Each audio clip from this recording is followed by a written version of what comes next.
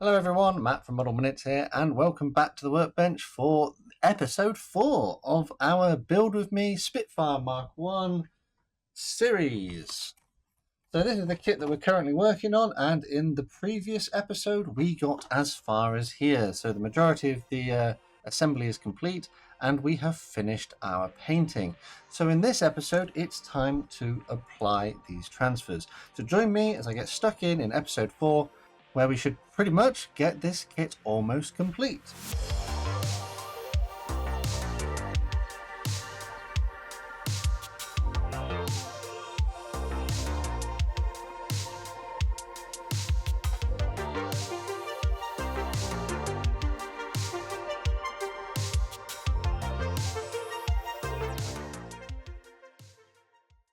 We've already used one of the transfers, I think it was episode 1, which we cut out and have put inside the cockpit because it was for the control panel. For now though, what we're going to do, or what I'm going to do at the very least, is cut them into more manageable parts. So we haven't got that many transfers. We have 2 which go on the sides of the model. We have our roundels which go on the wings. And we also have our flashes which go on the tail and our registration numbers. So I'm going to remove those, and then just like I said in the very first episode, we need to carefully consult our instructions. And it's worth noting on our instructions that this one on the side here, so you can see we've got our DW, Roundel and Nk. So these are our squadron and aircraft codes. You'll be able to notice that the actual registration of the aircraft, the tail number or the frame number, whatever you want to call it, is behind this transfer. So we need to put number 5 on the model first on the right hand side, so that we can then put this one over the top of it. So that's something that you need to make sure that you do. The other side down here, it doesn't matter because they aren't on top of each other. They are next to each other. This one is much further along.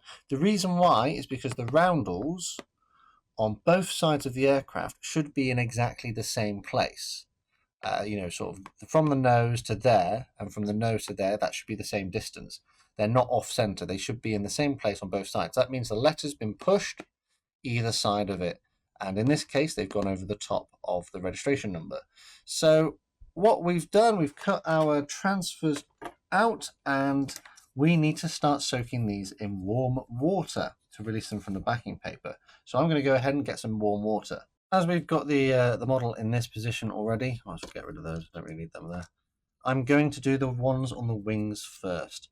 So dipping them in the warm water for a couple of seconds, maybe 10 to 15 seconds, not too long. You don't want to give them too much time because otherwise they will start to float away and then they become a right pain to catch in the pot. Pop them on some paper towel so the excess water wicks away, and then you'll need your brush. So this is again the brush that was included in the set. And all you need to do, a bit of more water, put it on the wing, make sure it goes in the right place, and carefully, you can see now that's sliding, slide it off into position. So I'm checking the actual instructions to see whereabouts it needs to go. It's more or less in line with that machine gun here, and we just slide it into place. If it's not quite in the right place, just maneuver it around a little bit and push it forward, perhaps a touch. There we go. So I'm just using water in this build because I imagine that if you're a beginner, and I'm hoping that this is the first kit for some people who are watching this, you probably wouldn't have any decal setting solutions. So decal setting solutions are special liquids which help your transfers soften into the surface details. These transfers in these Airfix kits are made by Cartograph, which is an Italian company, and they make absolutely amazing transfers. I absolutely love these Cartograph decals, and they should settle down to the surface details relatively okay. But as setting solutions, such as the ones from Microscale or Tamiya or Humbrol or whoever you want to get them from, if you see it in the model shop, you pick some up, just follow the instructions on the bottle. But what they'll do is they'll make your transfers look like they have been painted on rather than just these plastic printed bits of film, really. So we'll just slide that across a little bit more to make it in the right place. So those are my wing transfers on. We'll move on to the ones on the sides. So like I said, I'm going to do the one which has the registration underneath it. So I'm going to do the registrations first. There aren't that many transfers on this kit, which is a good thing. And I do need one of these as well. We'll get that one soaking. Might as well get the other side ready as well whilst we're here, because we'll nearly be finished by that point. Get them all ready to go. So, looking at the instructions on the box, obviously be careful now handling this. We've got small parts on the model, and we've also got transfers. If you put your thumb in the wrong place, you could take the transfer off with your thumb. It will want to stick to your thumb because your thumb will be probably quite dry. So there is our registration code. That's going to go on the plane, and it goes just about there in line with the oh, what's this? So I've got a little toothpick here. I'm just going to maneuver it around with a toothpick. There's like a frame, a bit of framework here, and it's in line with that. It's basically up against that, and it goes along the aircraft horizontally. So I'd say that is pretty much spot on. So we'll give that one a minute to settle down and become a bit more fixed to the surface, and we'll put the other one on the other side. Just be careful with them. They do like to stick to things. They do like to wrap themselves around stuff. Just be careful of that.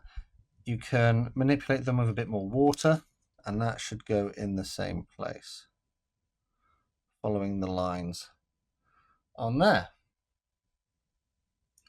So that's that one done. That might be a little bit wonky. You can press them down a little bit to make them stick a bit better. So now we're going to use the big ones, and I might do this side first just to give the other side a bit longer to stick itself down. It's a bit difficult doing this whilst holding it, so that is definitely in the wrong place. So we're going to move that. Naturally, be super careful with these now because these are big and thin transfers, and they will not like being played around with too much. So now get some water underneath them so that we can manipulate them. Remember in the previous episode I put a satin varnish coat on the model. That was because you see all of this has got plastic clear film behind it. If you have a matte finish, which is the previous finish we had on the model from the paints, it will be very sort of like dry, if that makes sense. It's not very smooth, and the decal film will have loads of little bubbles behind it, which are not very helpful for preventing them from what's called silvering. So the little air bubbles are visible behind, and they sort of bubble up, and it makes all of this clear stuff here look as if it's silver, which is not the effect that we're going for. So that is pretty much in the right place. It just needs to go back ever so slightly. It's not quite in the right place, but it's almost in the... Yeah, that's about right, looking at the instructions. So if you look on the instructions there, the bottom one, that is pretty much in the right place. So I'm pretty happy with that.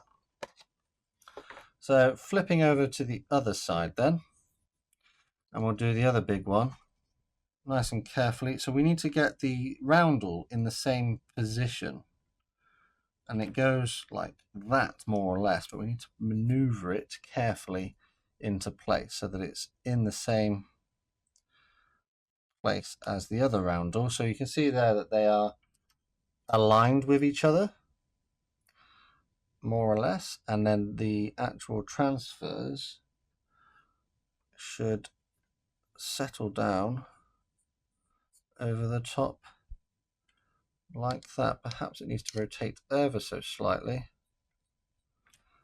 It's a bit high up there, so I'll just try and fix that. These little guys here, so these are almost like recognition flashes. They go on the tails. So once again, soak it in warm water, wait for it to release from the backing paper, and then one's going to go on this side and one's going to go on that side. But you need to make sure you put them in the right way round because they're red, white and blue. And the red should be pointing forwards in the direction of travel. So this one, which is number 4, is going to go, when it's ready, on this side closest to me.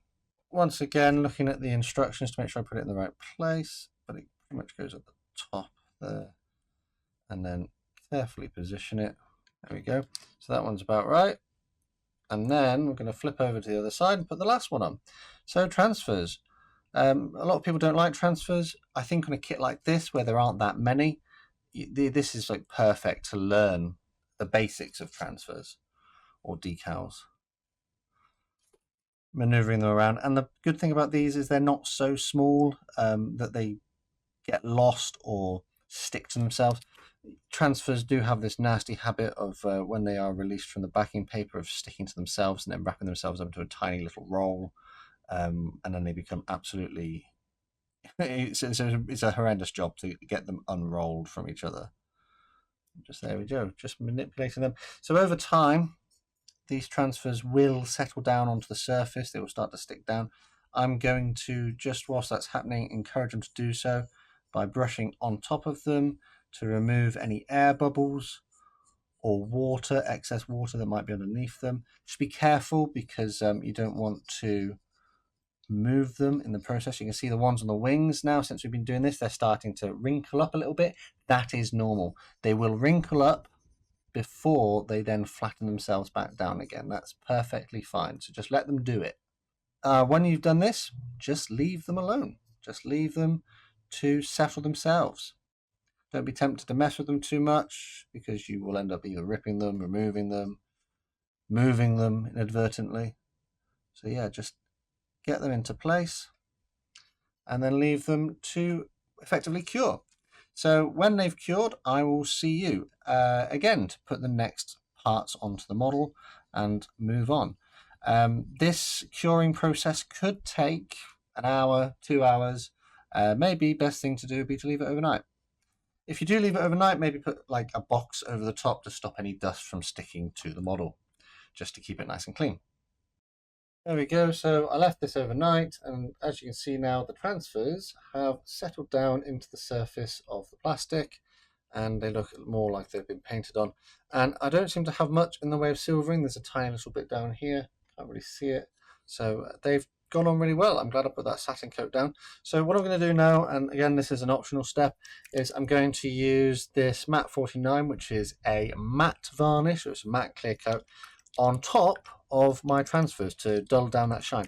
But I am going to mix in just a drop of the satin 135, which we used earlier, because the matte paint, this one from Humbrol in particular, will leave a sort of powdery chalky finish. They're leaving these like white marks all over the model, and I don't really want those. So I'm going to just mix in a tiny amount of satin varnish just to combat that. So just as before, a little bit of water in the pot, get my matte varnish in there, mix in the water, and then just a small amount of the satin as well, just to help prevent it from leaving that residue. And then just like when we prepared the surface for the transfers, all I'm going to do is brush it all over the model. So what this is going to do is give a uniform finish and help to dull down the shininess on the model. It's going to protect the transfers as well. So the transfers are effectively going to be sealed in to the model and prevent them from peeling or fading over time, hopefully. The transfers can yellow as time progresses, and I think that's related to an oxidization. And adding a clear coat like this should help prevent them from oxidizing with the air. So I'm going to apply this all over the aircraft, and then I will see you when it's dry. There we go, so that's pretty much dry, and you can see it's dulled down the shine a little bit, but everything is a lot more uniform. So what we're going to do is finish off the build of this model. So I'm going to flip it over because we need to put on some things on the bottom. And those would be, oh, that's fallen over. That would be the landing gear legs. So a small amount of glue as before, and you need to make sure they go the right way round. So the way that they go round is like this. They go in the little slots in there, and the sort of larger part of the landing gear cover points forwards. So we'll put a bit of glue on that leg and then repeat the process on the other side. After we've done the legs,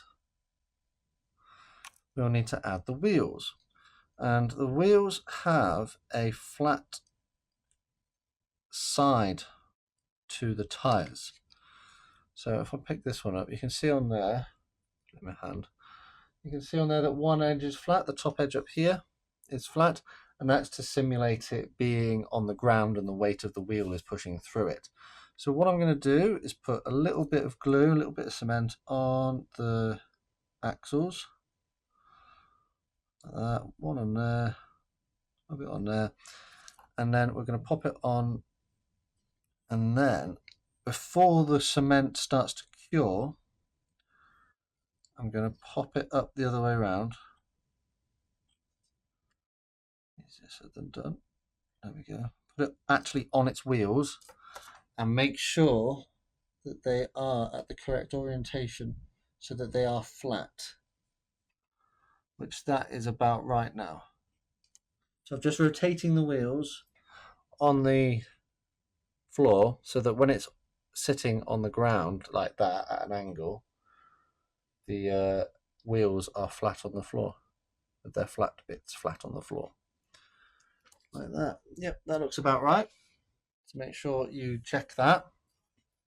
There is one more thing on the bottom that we need to put in, and I'm going to put the tube glue away. Clear parts aren't very good with this glue. The glue does work, but what it ends up doing is reacting with the clear part and then forming, it's almost like it oxidizes it and it causes the clear part to fog up. It doesn't look clear anymore, it looks like it's milky. So if you don't have any other glue, then use absolutely the smallest amount of this cement that you can on your clear parts. I would recommend going and getting something like this. This is just a generic, this is Yoo-Hoo all-purpose adhesive. It's clear, it dries clear, it's a little bit stringy, so you have to combat that. But something like PVA wood glue, which dries clear, would also work perfectly fine. There are alternatively actual branded products which different companies such as Humbrol, Revell, etc., they make a clear kind of glue, which I'm pretty sure is just this but in a different packet. So the thing we do need to put on first, we're going to flip this guy back over, use my paint pots to help support it. In the bottom here, you can see we've got a hole, and the hole there is for a landing light, I am pretty sure. So I'm very carefully going to cut out this clear part, and it's so small that sanding it's going to be quite hard, so I'm using my knife, just very carefully trim off the excess plastic. Then a tiny amount of this glue.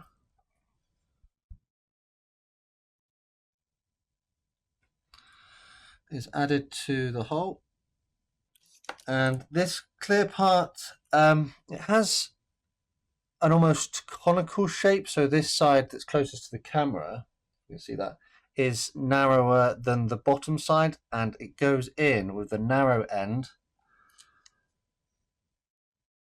first so that it has the wider side sticking out, and then just push it in all the way as far as it will go, like that. So that's now in, and then we're going to repeat the process with the canopy, and the canopy is pretty much a snap fit because we tested it earlier. So I'm going to use the smallest amount of this clear glue just on the bottom there and on the bottom there. See how it's stringy, so you've got to be careful with the strings, make sure we don't get any strings in the wrong place, and then press it into place.